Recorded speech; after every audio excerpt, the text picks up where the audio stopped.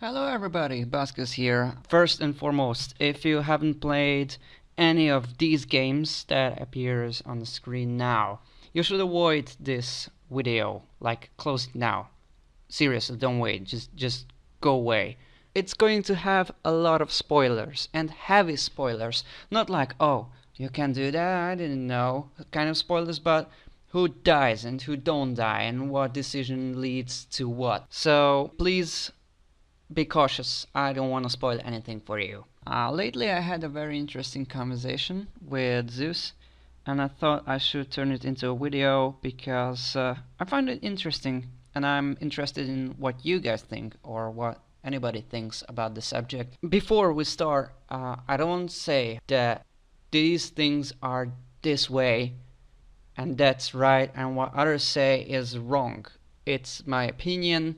I thought I could share with the people, because why not? Alright, so we're gonna speak about choice-based games, which I find highly entertaining, and I'm going to describe it a little bit later, but first I thought we should put things in order. So I think, and again, this is not how things are, it's my opinion. So I think if you look at television, it's safe to say that series, whether it's a thriller or a sitcom or whatever, series pretty much took over channels, and there's good psychological reason for that. Now, I'm not a psychologist, so I'm not going to discuss that part, but I think it's a nice concept because you see something, then you're interested, involved, you feel involved, you grew to like the characters, and then you are forced to wait for the next episode, for the next segment, and it builds up your tension, and you can't wait, and everything is so exciting. And why, for the love of God, can't there be the next episode right now? And then the gaming industry discovered, like, holy shit, that is totally what we should do. And they release the first episode, and then you have to wait like a month. I don't know exactly how much. It depends on the game, of course. You have to wait, and just when you kind of forget about it, bam, there's the next episode, and like, oh shit, I'm gonna play the shit out of this right fucking now. And that's what people usually do. And the first choice-based game that did this, I think, again, I did not do a proper research, but I think it was at least the first really big hit, The Walking Dead by Telltale Games. And what they did was very revolutionary. They got the universe of The Walking Dead, and then they put new characters in that universe who sometimes meet people from the original thing, sometimes don't, but still it's the same trademark, and all the fangirls and fanboys are like, oh shit, there's Herschel, oh my god, and they are satisfied, pretty much. And then it becomes sort of, sound harsh, but it's sort of a visual novel. Because things happen, sometimes you have to press a key, but if you fail, you can try it again, so it doesn't really affect the story or the gameplay, usually. Sometimes they do, but usually they don't. You die and you can try it again from the latest save point. And so they decided, alright, how to make this interesting? Let's make the player choose their path, right? And then you're in a really bad, in front of a really bad decision, because you can only save one person. Let it be a boy or a grown-up man or two people you just met. And suddenly you have to decide who lives and who don't. And sometimes you realize, holy shit, I could have saved both of them. Or like, oh, whatever I did, I couldn't help them. And that's the basic concept. You never know what will affect the gameplay really, and you never know which is a minor fuck up that you did there. But either way, you have this tension that you have to do something. You have to make a a choice, which is usually not easy at all. But here's the thing. It doesn't matter what you choose. After you've done your part, or you've watched others maybe, you can look at the story from a distance and realize it usually doesn't really matter what you choose. Okay, let me give you some heavily spoilered examples to understand it better what I mean. Okay, so you can decide in The Walking Dead, the first episode, zombies attack the farm and you can save Herschel's son or Candy's son, the little kid who is fucking annoying. And you can only save one of them, right? The game tells you, choose one. Who do you try to save? You probably try to save both of them if you are not a heartless monster, or if you are me, you don't give a fuck about the little kid because he's annoying. But, however, no matter what you choose, you can only save the kid, because Herschel's son is destined to die. Or you can decide to save Carly or Doug, and this feels like a really important decision, right? They're gonna be stick with you. They're gonna be thankful to you to save them, and you're gonna have a new character to develop a relationship with. However, no matter who you chose, they will die at the exact same point. Lily will shoot the brains out of them. One is an accident, one is on purpose, but still, whoever you save there will die at this exact point. And I know, now I sound like I'm angry with Telltale games or I don't like them, and this is not true. I really enjoyed Telltale games. They do wonderful games and they are very exciting, and the story are usually pretty good. They tell it in a unique way. Hell, they created a new genre of video games.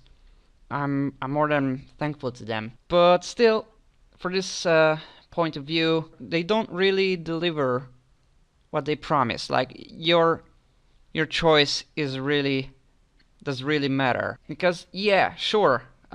Again, when you play the game, it feels like an important decision. Like in Tales from Borderland, at one point you can trust Fiona or you can trust Jack. But again, no, it doesn't matter what you choose, you will get out of there. The only thing that changes is a dialogue a little bit later when either Fiona or Jack will thank you for trusting him or her, and the other one will question you like, what the fuck, dude? Why didn't you choose me?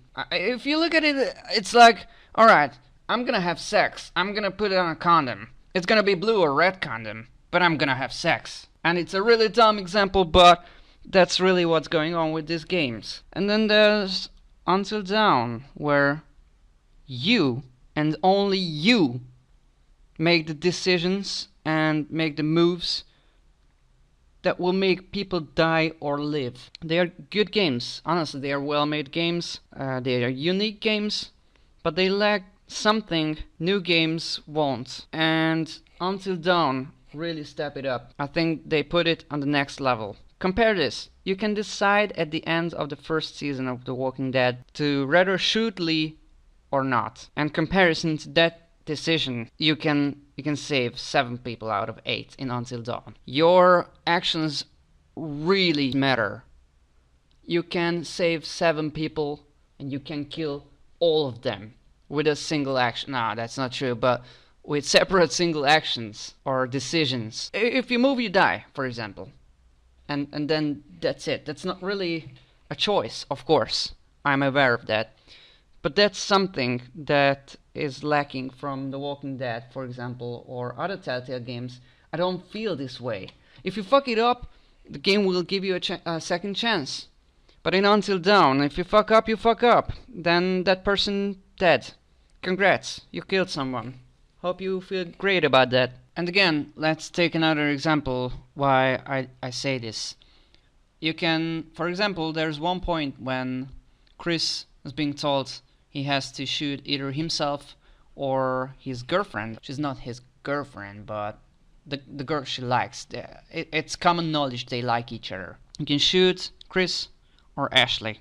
And it turns out you can't really shoot. That pistol doesn't have working bullet. I don't know how it's called in English. Is it called blind bullet? I don't know what's it called in English. Hold on. Okay, it's called blank cartridge or dummy bullets. I learned something new today. Woohoo! So anyhow, you can shoot either of those characters, and even though you feel like, oh, I made a decision for nothing, later on it has a heavy impact on the game, because if you decide to shoot Ashley, she will not let Chris back to the house, and he is destined to die. If you decide to shoot Ashley, you basically decided to kill Chris, even though you don't know about it. And that shit is the kind of choice-based game step up I'm talking about. And this is why I think that Until Dawn put the choice-based games on the next level, and it's gonna be really hard to keep up to this level. And this is something that these kind of games will have to work on, because that's a high standard. If you sell a game that says choice-based, it should matter what you choose and not happen everything in order, and yeah, you can decide the blue or the red condom kind of thing.